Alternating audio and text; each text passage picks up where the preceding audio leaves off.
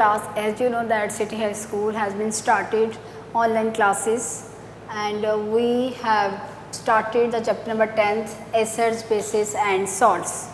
Today the topic which we are going to discuss is physical properties, chemical properties and uses of bases.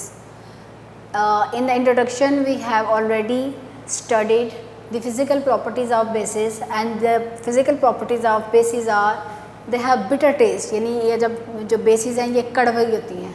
अगर आप इसकी example को देखें तो soap लें, कभी सोप वाले हाथ आपको टच करें तो आपको फील होगा कि वो कड़वा होता है. सोप की ही एग्जांपल लें तो जो बेसिस बेसिकली होती हैं वो क्या होती हैं, वो फील स्लिपरी, हमें स्लिपरी फील होती हैं. इसकी भी एग्जांपल आप सोप देखें तो सोप के अंदर सोडियम हाइड्रोक्साइड एक बेस है वो यूज़ होती है, और सोप क्या होता है बेसिकली वो स्लिपरी होता है. थर्ड जो इसकी फ़िज़िकल प्रॉपर्टीज़ है वो ये है कि ये रेड लिटमस पेपर को किस में कन्वर्ट कर देती है, ब्लू लिटमस पेपर में ब्लू कलर में कन्वर्ट कर देती है. And the fourth one property is corrosive in concentrated form, यानी अगर हम इसकी कंसनट्रेटेड फॉर्म में लें पोटेशियम हाइड्रोक्साइड या सोडियम हाइड्रोक्साइड की तो ये बहुत ज़्यादा कोरोसिव होती हैं, यानी खतरनाक होती हैं. And fifth one is that aqua solution can conduct the electricity, यानी कि अगर हम बेस को वाटर के अंदर डिज़ोल्व करें तो ये आयोनाइज हो जाती है, पॉजिटिव और नेगेटिव आयंस क्रिएट करती है. एंड फ्लो ऑफ आयंस या फ्लो ऑफ चार्जेस क्या कहलाता है, बेसिकली इलेक्ट्रिक करंट कहलाता है. ये हम लोग ऑलरेडी डिस्कस कर चुके थे इंट्रोडक्शन में फिजिकल प्रॉपर्टीज़ को, ये जस्ट रिवाइज किया है. Today the main topic which we are going to discuss is chemical properties of basis.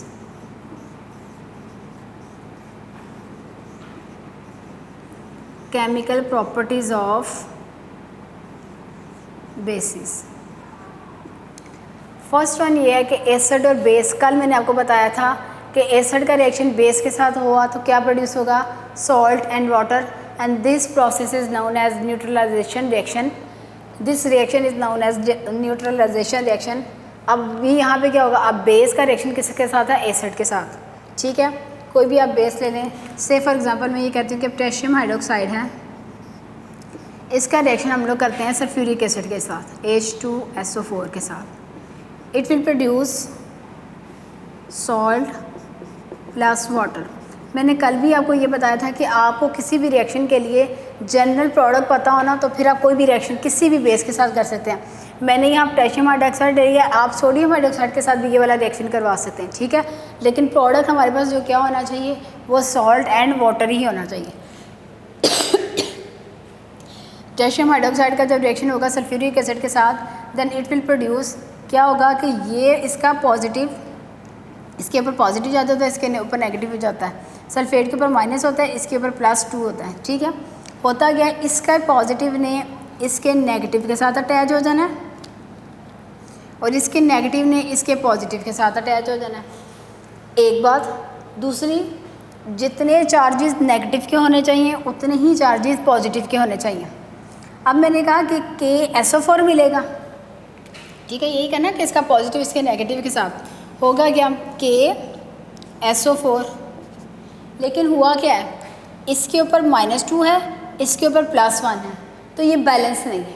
ठीक है, कभी भी सॉल्ट बनाए, सॉल्ट हमेशा न्यूट्रल होता है, यानी उसके ऊपर जितने पॉजिटिव के चार्जेस होंगे उतने ही उसके ऊपर नेगेटिव चार्जेस होंगे. सो दैट हम लोग इसके साथ क्या लगाएंगे, अगर हम इसके साथ 2 लगा दें तो ये क्या हो जाएंगे, 1 पॉजिटिव, 1 को 2 के साथ मल्टीप्लाई करें तो आंसर क्या आ जाएगा 2. तो ये क्या बन जाएगा K2SO4, यानी पोटेशियम सल्फेट, और साथ में ये H2 और ये 2OH, तो ये क्या मिलके बना देंगे 2H2O वाटर. देखिए ये वही नहीं बन गया, सॉल्ट बना और साथ में क्या बना जी, वाटर फॉर्म हो गया. ठीक है, ये हमारा रिएक्शन था. केमिकल प्रॉपर्टीज़ ऑफ बेसिस में सबसे पहले रिएक्शन हम लोगों ने किसके साथ किया, इसकी हेडिंग दे देते हैं, हेडिंग मिस हो गई है इसकी.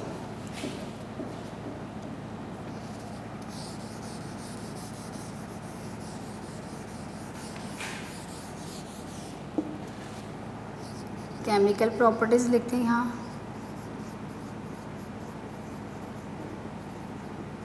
एंड यहाँ लिख देते हैं फर्स्ट रिएक्शन इसका है जी किसके साथ, रिएक्शन विद एसिड्स. ठीक है, सेकंड रिएक्शन जो हम लोगों ने इसका स्टडी करना है वो रिएक्शन विद अमोनियम सॉल्ट्स, ठीक है। सेकंड रिएक्शन जो हम लोगों ने स्टडी करना है वो क्या है जी, रिएक्शन विद अमोनियम सॉल्ट्स, ठीक है। रिएक्शन विद अमोनियम सॉल्ट्स में पहले आपको पता होना चाहिए अमोनियम क्या है। ये लुईस एसिड बेस में हम लोगों ने एक प्रोडक्ट बनाया था NH4। ये बेसिकली क्या होता है, अमोनियम, यानी ये कोई ऐसे सॉल्ट होंगे जिसके अंदर NH4 होगा। फॉर एग्ज़ाम्पल अमोनियम क्लोराइड है, इसका बेस सोडियम हाइड्रोक्साइड के साथ हम रिएक्शन करवाते हैं। आपने हमेशा ये पॉजिटिव नेगेटिव करना है, इसके ऊपर नेगेटिव, इसके ऊपर पॉजिटिव, ठीक है। इसके ऊपर पॉजिटिव, इसके ऊपर नेगेटिव। होगा क्या, इस रिएक्शन में प्रोड्यूस होगा हमारे पास सॉल्ट, अमोनिया गैस। ये गैस के लिए मैंने एरो आपको बताया था कि ऊपर की तरफ जाएगा और साथ में रिलीज़ होगा वाटर। अब ये देखें, इसका पॉजिटिव इसके नेगेटिव के साथ तो क्या बनाएगा, NaCl, NaCl प्लस। मैंने ये क्या कहा, क्या रिलीज़ होनी है, NH3। इस NH4 में से NH3 निकाला, पीछे क्या बचेगा, 1H। ये 1H और ये OH मिलके क्या बना देंगे, वाटर। और पीछे क्या बच गया, NH3, जो कि किस फॉर्म में रिलीज़ हो जाएगा, गैस की फॉर्म में रिलीज़ हो जाएगा, ठीक है। ये एक रिएक्शन है। एक और रिएक्शन हम कर लेते हैं, अमोनियम सल्फेट का रिएक्शन, एक डिफरेंट रिएक्शन कर लेते हैं। अमोनियम सल्फेट का reaction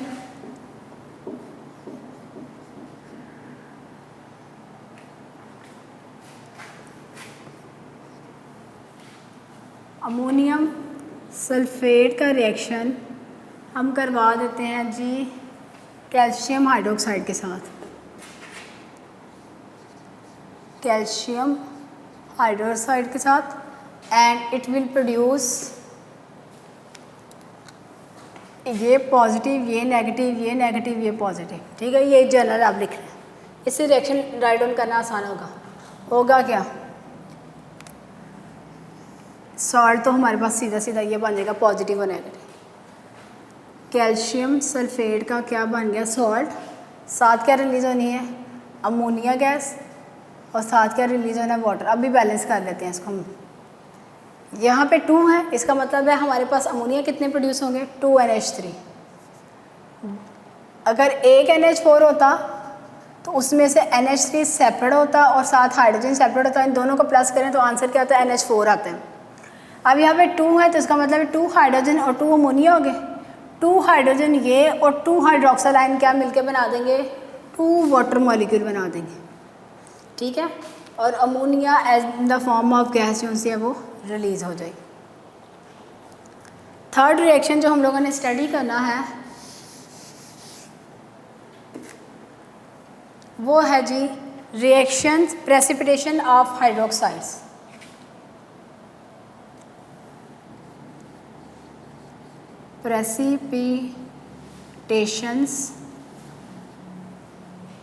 precipitation of hydroxides. First of all, you have to understand what are precipitates. Precipitates are insoluble particles. ऐसे particles होते हैं, these are insoluble in the water. Precipitates क्या होते हैं, these are insoluble in water, ठीक है। इस reaction में क्या होगा, हमने डिफरेंट एल्कलीज लेनी है, और उन एल्कली को हम लोगों ने क्या करना है, इंड्यूस कर देना है, एंटर कर देना है, या रिएक्ट करवा देना है किसके साथ, aqueous solution of different salts के साथ। क्या मैंने कहा, हमने ली एल्कलीज, ये जनरली मैं आपको बता रही हूँ। एल्कलीज में हमने लोगों को हमने ऐड करना है किस में, एक्वस सॉल्यूशंस ऑफ सॉल्ट्स। कौन से salts, salts of heavy metals. ठीक है। हम लोगों ने क्या किया, एक्वा अल्कलीज के अंदर ऐड किया solution, aqua solution of salts of heavy metals. और वो हैवी मेटल्स हमारे पास यूजुअली कौन कौन सी हैवी मेटल्स हैं जी? कॉपर है, जिंक है, लेड है, आयरन है। ठीक है, ये डिफरेंट हमारे पास मेटल्स हैं जो हैवी मेटल्स हैं। जब इनको हम एक्वा सोल्यूशन को वाटर में डालेंगे तो ये डिफरेंट प्रेसिपिटेट्स देंगे जिनके कलर भी डिफरेंट होंगे। से फॉर एग्जांपल हम लोग लेते हैं कॉपर सल्फेट का सोल्यूशन लेते हैं और यहाँ पे देखें सब्सक्रिप्ट में एक्वस लिखना।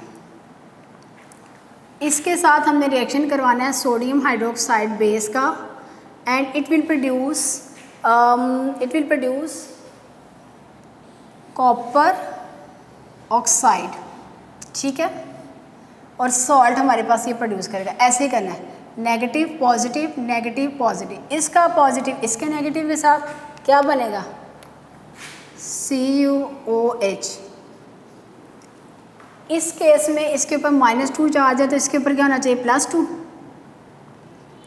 अगर इसके ऊपर +2 है और ये इसके साथ माइनस के साथ लगा हुआ तो इसका मतलब है यहाँ भी हमारे पास क्या होना चाहिए? 2 होना चाहिए। तो ये हमारे पास क्या आ जाएगा? कॉपर हाइड्रोक्साइड आ जाएगा और साथ में हमारे पास सॉल्ट कौन सा बन जाएगा? Na2SO4, सोडियम सल्फेट का सॉल्ट हमारे पास बन जाएगा। ये जो प्रेसिपिटेट्स आते हैं ना, ये मैंने ब्लू इसलिए लिखे हैं कि इनके प्रेसिपिटेट्स का कलर होता है ब्लू।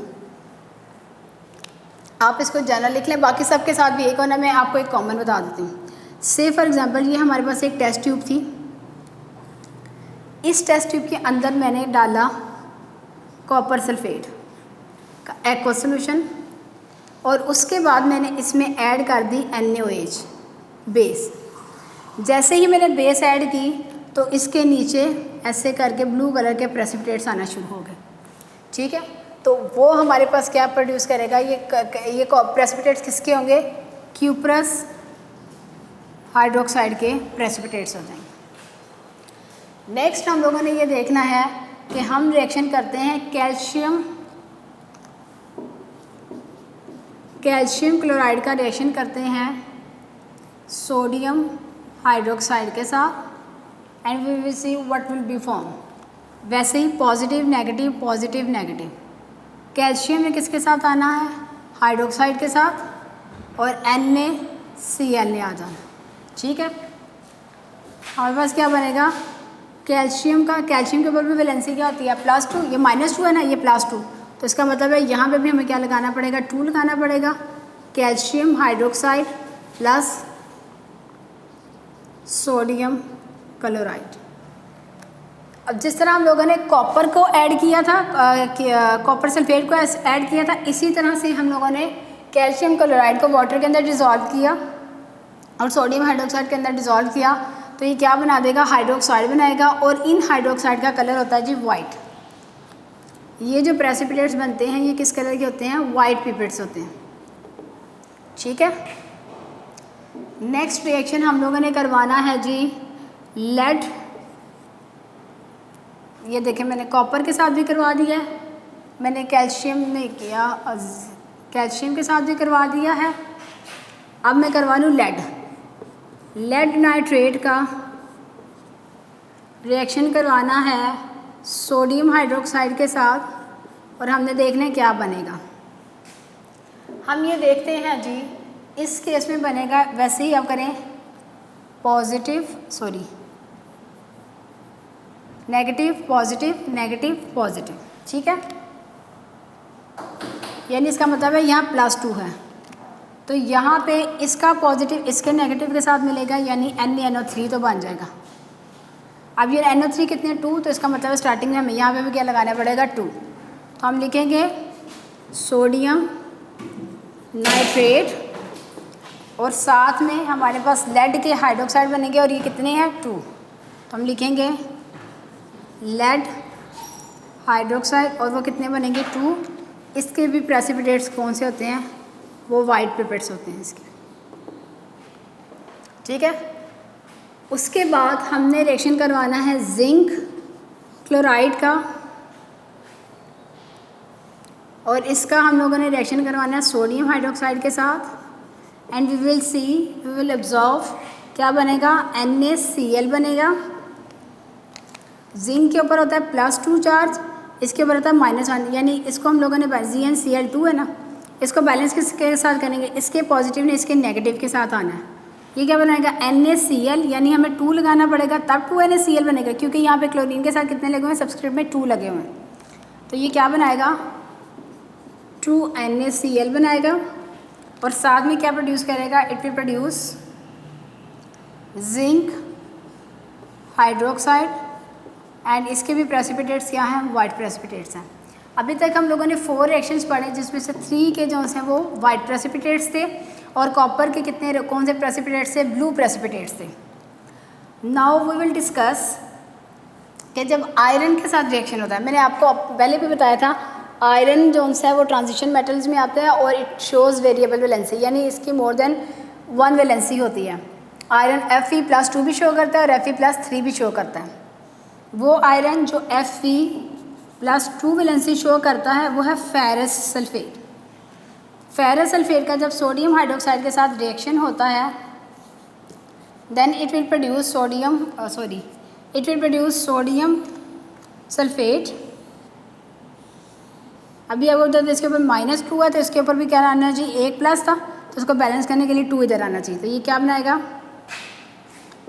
Na2SO4 बनाएगा, और साथ में ये प्रोड्यूस करेगा फेरस हाइड्रोक्साइड। ये जो फेरस हाइड्रोक्साइड बने हैं, इनका कलर होता है जी डर्टी ग्रीन।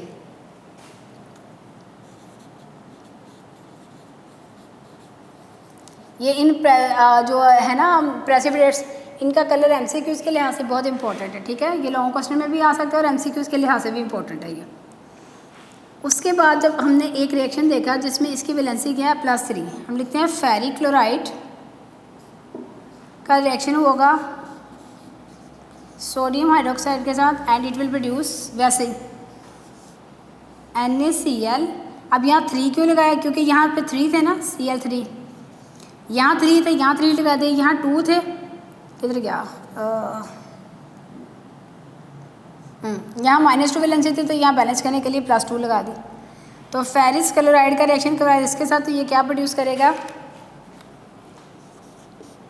3NaCl प्लस जो प्रेसिपिटेट्स हमारे पास आएंगे वो आएंगे फेरिक हाइड्रोक्साइड के, और फेरिक हाइड्रोक्साइड के प्रेसिपिटेट्स क्या होते हैं, ब्राउन कलर के होते हैं।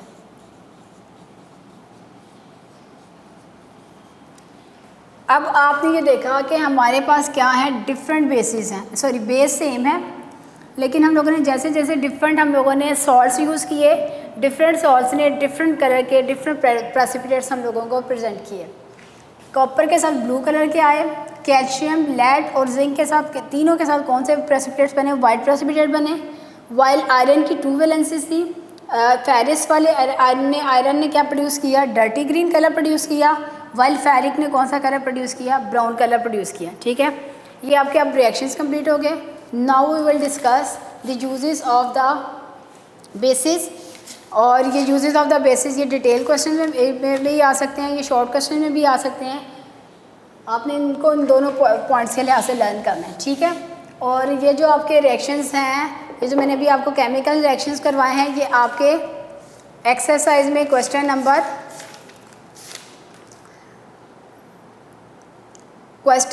जो सा है 11, क्वेश्चन नंबर 11 इससे रेलिवेंट है, एसिड्स और बेसिस के रिएक्शंस, ठीक है।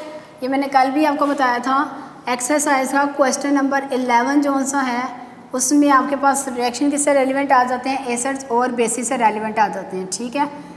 एसिड्स एंड बेसिस से रेलिवेंट जो रिएक्शन हम लोगों ने पढ़े हैं वो सारे के सारे क्वेश्चन नंबर 11 में आते हैं। आप जैसे जैसे टॉपिक करते हैं उसे रेलिवेंट शॉर्ट क्वेश्चन साथ ही साथ क्लियर करते रहें, then it will be easy for you to learn और रिमेंबर द लेसन्स। नेक्स्ट हम डिस्कस करने लगे हैं जी यूजेस ऑफ बेसिस।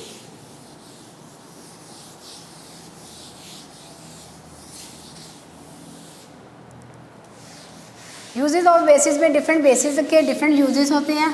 अभी एक तो बेस का सबसे पहले यूज़ मैंने आपको बताया था, कि कौन सी बेसिस यूजली क्या होती है, स्लिपरी टू टच होती हैं।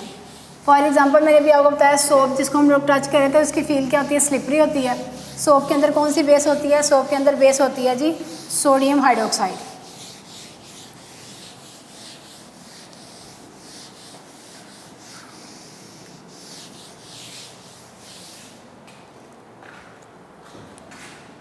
चलें जी जल्दी से क्विकली हम लोग करते हैं यूजेस ऑफ बेसिस।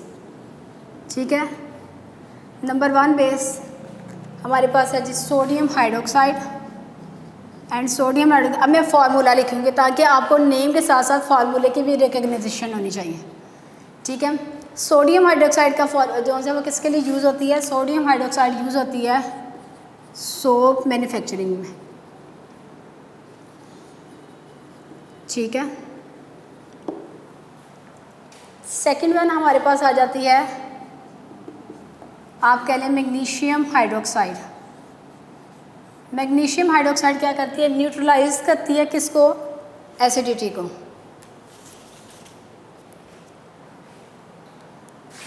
न्यूट्रलाइज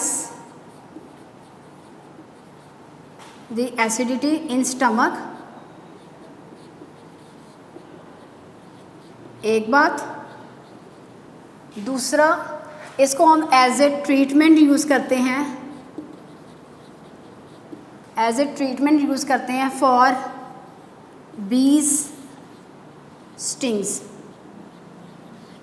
ठीक है, फिर हमारे पास आ जाती है ammonium hydroxide.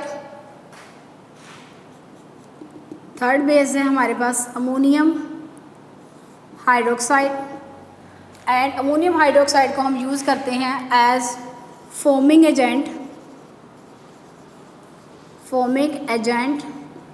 As foaming agent in fire extinguisher. ठीक है, फायर एक्सटिंग्विशर में एज फोमिंग एजेंट यानी फायर्स को जल्दी जल्दी से ख़त्म करने के लिए यूज़ किया जाता है। फिर हमारे पास आ जाती है कैल्शियम हाइड्रोक्साइड। कैल्शियम हाइड्रोक्साइड को हम यूज़ करते हैं एल्कलाइन बैटरीज में, एल्कलाइन बैटरीज में यूज़ करते हैं। एंड लास्ट हमारे पास आ जाती है जी कैल्शियम हाइड्रोक्साइड। कैल्शियम हाइड्रोक्साइड और इसको हम लोग यूज़ करते हैं जी फॉर सॉफ्टनिंग ऑफ वाटर, यानी जो हार्ड वाटर होता है, हार्ड वाटर ना झाग नहीं बना सकता है। ठीक है, तो ये सॉफ्टनिंग ऑफ वाटर के लिए यूज़ करते हैं इसको। सेकेंड वन इसको यूज़ करते हैं for the softening of water and second one इसको हम लोग यूज़ करते हैं bleaching, manufacturing of bleaching powder, manufacturing of bleaching powder and third one is to neutralize the acidity in soil। ठीक है, सॉइल में अगर समटाइम एसिड रेन होती है ना, एसिड रेन की वजह से ज़मीन के जो सॉइल है उसके अंदर भी एसिड्स आ जाते हैं जिसकी वजह से प्लांट्स उनसे प्रॉपरली ग्रो नहीं कर सकते। तो इसको ये न्यूट्रलाइज करती है एसिडिटी इन सॉइल। ठीक है, ये डिफरेंट बेसिस के डिफरेंट यूजेस को हम लोगों ने स्टडी कर लिया। नाउ हम एक क्वेश्चन है जी हम लोग जो स्टडी करते हैं स्टमक एसिडिटी। ठीक है, स्टमक एसिडिटी। स्टमक एसिडिटी में मैंने इंट्रोडक्शन में ही आपको बताया था कि हमारी बॉडी में अगर हम लोग स्टमक का यूँ रफ सा एक स्ट्रक्चर्स ड्रॉ करें, यूँ होता है स्टमक का स्ट्रक्चर्स। हमने ये कहा था कि इसके अंदर हाइड्रोक्लोरिक एसिड प्रोड्यूस होता है और इस हाइड्रोक्लोरिक एसिड का फ़ायदा क्या होता है, ये जो हाइड्रोक्लोरिक एसिड प्रोड्यूस होता है, फर्स्ट वन इज़ कि ये बिग जो फूड पार्टिकल्स होते हैं, बिग फूड पार्टिकल्स को ये ब्रेक डाउन करते हैं उनकी and it will convert into smaller particles. ठीक है, स्मॉल पार्टिकल्स में कन्वर्ट करेगा। से फॉर एग्जांपल अगर ये बिग पार्टिकल था तो ये इसको यूँ छोटे छोटे पार्टिकल्स में कर and it will helpful for the digestion. Number 1. Number 2, जब हम खाना लेते हैं तो सम टाइम उसके अंदर कोई जर्म्स वगैरह भी होते हैं, तो ये उन जर्म्स को क्या करता है, किल कर देते हैं. बट HCl की वेरी लिटिल अमाउंट जो उनसे वो प्रोड्यूस होती है. अगर हम लोग बहुत ज़्यादा स्पाइसी फूड लें या ओवर ईटिंग करें या फिर हम लोग जो उनसे वो फैटी एसिड का ज़्यादा से ज़्यादा यूज़ करें, then it will produce in more concentration form. More concentrated form of HCl is dangerous for the stomach. Normally क्या होता है कि ऑल्दो ये हाइड्रोक्लोरिक एसिड एक स्ट्रॉन्ग एसिड है, बट चूँकि इसकी कंसनट्रेशन बहुत कम होती है. सेकेंड वन इज़ कि ये प्रोटेक्ट होता है by the cells. It have a protective layer, and this protective layer of cell produce the base. As we know that base and acids react, and as a result it produces salt and water, and these salt and water are released from the body through the urine. ठीक है, ये जो base और acid मिलके salt और water को produce करेंगे, ये एक्सक्रीट हो जाएगा बॉडी से. नॉर्मली ये होता है, बट अगर हम इसकी कंसनट्रेशन को ज़्यादा कर देते हैं, then this condition is known as hyperacidity. Hyperacidity की कंडीशन में क्या होगा कि हमारे पास HCl इन लार्ज फॉर्म में प्रोड्यूस होगा. लार्ज फॉर्म में समटाइम आपने ये देखा होगा कि एसिडिटी हमें फील कैसे होती है. हम लोगों ने पूरी गैस्ट्रोइंटेस्टाइनल ट्रैक्ट में या चेस्ट बर्निंग होना शुरू हो जाती है. ठीक है, उसमें होता क्या है, HCl की कंसनट्रेशन जो है वो ज़्यादा प्रोड्यूस होते हैं. इसके सिम्टम्स में अगर देखा जाए तो chest burning, heart burning, gastrointestinal tract में हम लोगों को फील हो रही होती है. तो इसके हम लोग सिम्टम्स में लिखेंगे. इसके सिम्टम्स क्या है हमारे पास, सिम्टम्स इसके हैं burning sensation in gastrointestinal tract.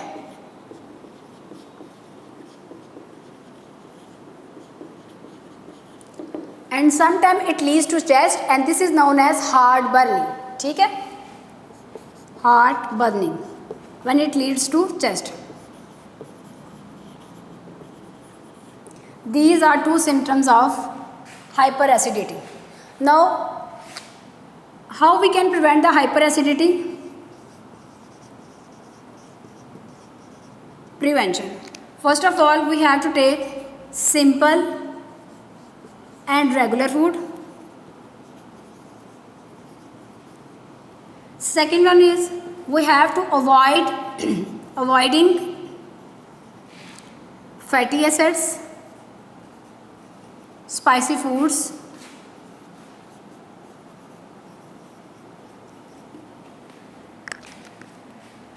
Third one is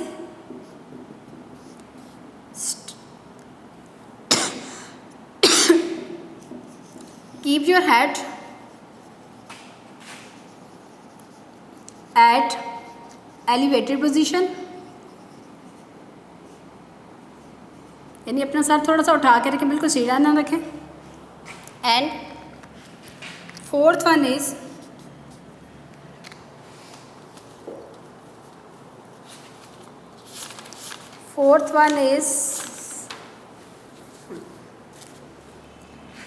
keep your position upright after taking meals 45 minutes. यानी 45 मिनट तक आपने अगर आपने एक मील ले लिया है तो 45 मिनट्स तक आपको अपने आप को कीप इन राइट रखना चाहिए, अपराइट पोजीशन में रखना चाहिए. फ़ौरन से लेटने नहीं जाना चाहिए.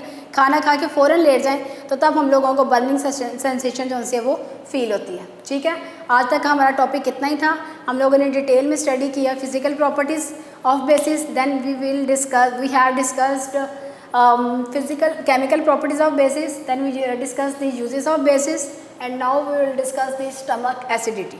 इससे रेलिवेंट जो शॉर्ट क्वेश्चन आंसर्स हैं हमारे पास टेस्ट योर सेल्फ में, टेस्ट योर सेल्फ 10.2 का क्वेश्चन नंबर